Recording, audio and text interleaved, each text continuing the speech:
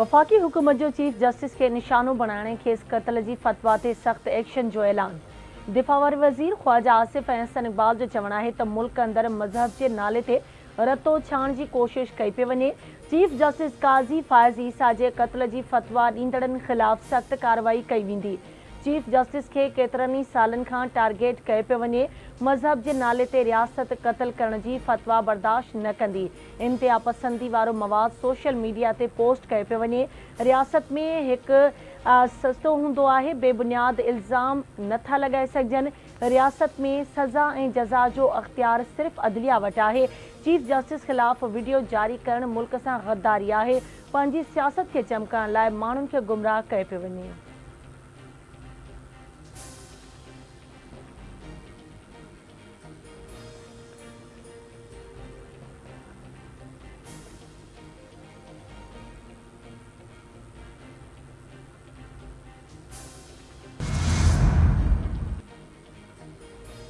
Chief justice काज़ी फ़ाइज़ ईसा खे क़त्ल करण जी धमकी ॾियण ते तहरीक लबैक पाकिस्तान जे नायब अमीर समेत 1500 कारकुननि ख़िलाफ़ केस दाख़िल कयो वियो।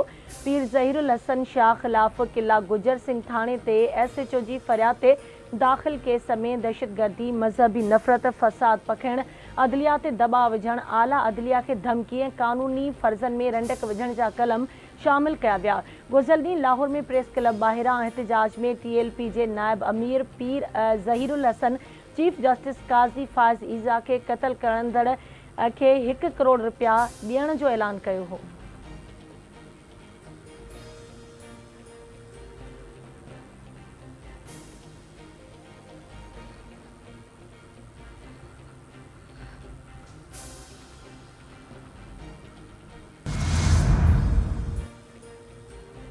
चीफ जस्टिस काज़ी फ़ाइज़ ईसा ख़िलाफ़ मुहिम हलाए पे वञे। क़त्ल जी फतवा ॾियण जो अख़्तियार कंहिंखे नाहे।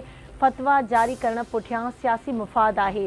चीफ जस्टिस काज़ी फ़ाइज़ ईसा जो वालिद क़ाइद आज़म जो साथी हो। इतलात वारे वफ़ाक़ी वज़ीर अता तारड़ जूं रावलपिंडी में मीडिया सां ॻाल्हियूं।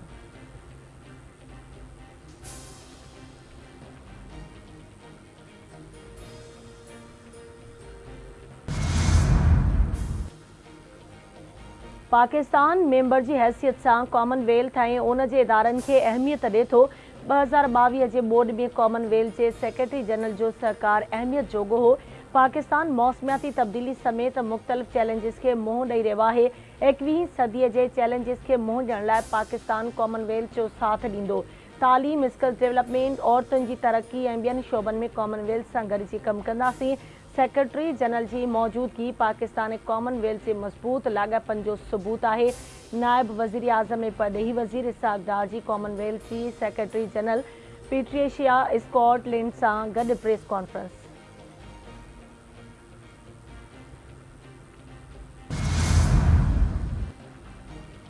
जमायत इस्लामी जे हुकूमत सां ॻाल्हियुनि जी कामयाबी ताईं रावलपिंडी में महांगाई, बिजली महांगी, टैक्स ख़िलाफ़ धरणो जारी। जमायत इस्लामी ऐं हुकूमती टीम विच में ॻाल्हियुनि जो ॿियो दौर अॼु थींदो। हाफ़िज़ नईम रहमान जो चवणु आहे त पाकिस्तान में ॾफेड़ वारी सियासत बर्दाश्त न कई वेंदी। 1994 खां रहंदड़ हुकुमराननि IPPs खे ताक़तवर बणायो। IPPs सां मुआहिदनि में कूड़ ऐं फ्रॉड आहे। क़ौम सां कूड़ ॻाल्हाइण जो सिलसिलो बंदि कयो वञे।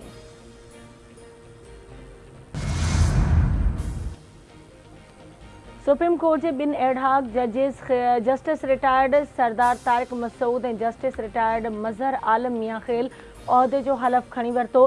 सुप्रीम कोर्ट में मुनक़िद हलफ़ बरदारी तक़रीब में चीफ जस्टिस काज़ी फ़ाइज़ ईसा एडहॉक जजिस खां हलफ़ वरितो। तक़रीब में सुप्रीम कोर्ट जे जजिस ऐं अटॉर्नी जनरल शिरकत कई। ॿिन्ही एडहॉक जजिस जी मुक़ररी 1 साल हूंदी।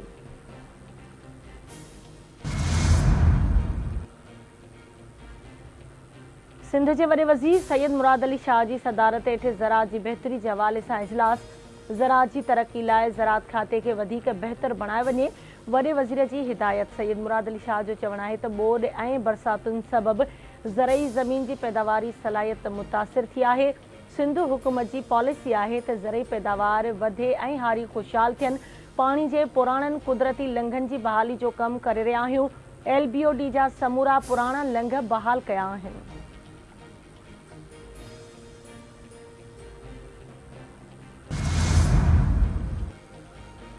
मुल्क के मुख़्तलिफ़ इलाक़नि में ज़ोरदार बरसात हेठाहीं वारा इलाइक़ा पाणी हेठि अची विया। रावलपिंडी ऐं इस्लामाबाद में बरसातुनि सबबि नाला नए में पाणीअ जी सतह ख़तरनाक हद ताईं बुलंद थी वई। कराची, हैदराबाद, कोटड़ी, मिठी, सांगड़, ओडेरो लाल, टंडो आदम, झोल, मक़सूदो रिंद, हूसड़ी, शाहपुर चाकर, भिटशा समेत सिंध के मुख़्तलिफ़ शहरनि में हल्की बरसात जो सिलसिलो जारी। छाछरे में बरसात दौरान विझ किरण सबबि ॿारड़ी फौत थी वई।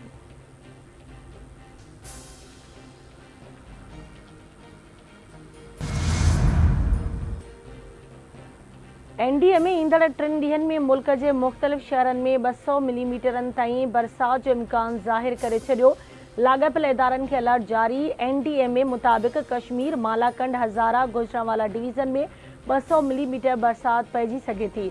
पंजाब जे इलाइक़नि फैसलाबाद, साहिवाल, बहावलपुर, मुल्तान ऐं राजनपुर में भी शदीद बरसातुनि जो इम्कान आहे। कराची, हैदराबाद, मीरपुर ख़ास, सखर, उमरकोट, बदीन, ठटे ऐं थरपारकर में पिण ज़ोरदार बरसातूं पइजी सघनि थियूं। बलोचिस्तान जे इलाइक़नि ज़ौब, ज़ियारत, कलात ऐं सिबी डिवीज़न में बरसात जो इम्कान आहे।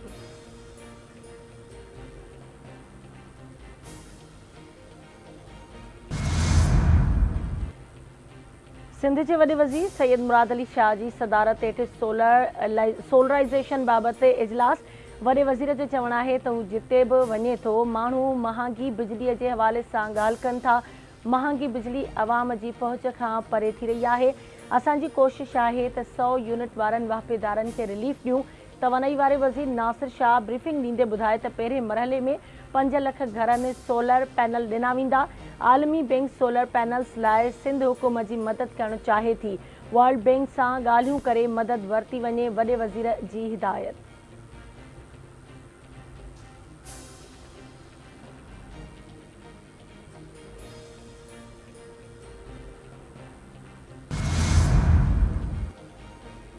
सिंध रेंजर्स ऐं पुलिस जी कराची जे इलाइक़े सदर में गॾियल कार्रवाई। क़त्ल, पुलिस मुक़ाबलनि, मनशियात फरोशी, धाड़नि में मुलविस ॾोहारी गिरफ़्तार।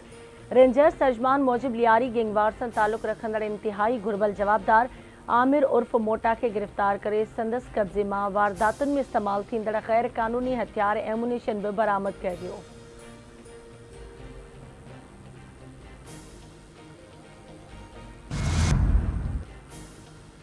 ऐं ॼामशर में लियाकत मेडिकल यूनिवर्सिटी जा शागिर्द मसइलनि जे हल लाइ रोडनि ते निकिरी आया। यूनिवर्सिटी में सहूलियतुनि जी खोट ख़िलाफ़ शागिर्दनि क्लासनि जो बाइकॉट करे फैकल्टी ऐं एडमिनिस्ट्रेशन बिल्डिंग अॻियां धरणा हंया।